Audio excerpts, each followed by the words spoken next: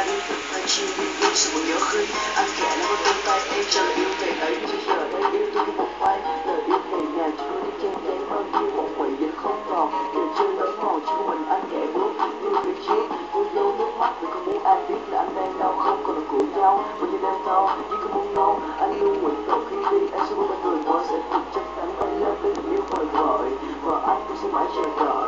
đợi một ngày em chỉ nhớ tới anh sẽ quay về đây và muốn cười với anh để sau cơn mưa trời lại xanh chỉ cần vậy thôi là đủ để anh có thể dễ chìm trong giấc ngủ để anh có thể tự làm chủ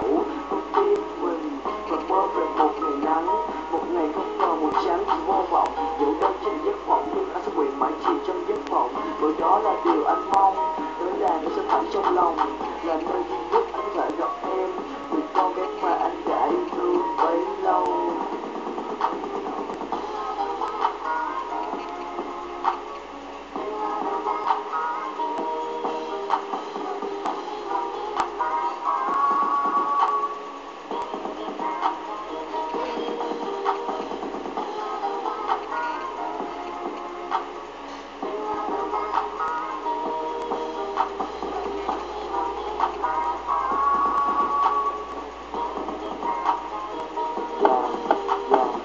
Vì giọt mưa đua nhau hối hả để rồi đọng vào những kẽ lá rồi giọt mưa rơi xuống vẫn lạnh nước mắt chảy dài trên đôi má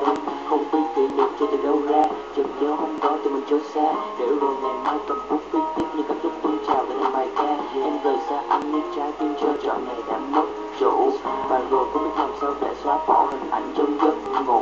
không muốn yêu thương một ai bởi lẽ như vậy đã là quá đủ thời gian của chúng tôi nhanh tuổi như cơn gió vẫn cứ bay phù nhưng có ký ức vẫn còn tiềm thức muốn hàn gắn con tim đã rạn nứt hãy những nỗi nhớ tự nhiên bay vào mưa xoa dịu nỗi đau của người buồn nhớ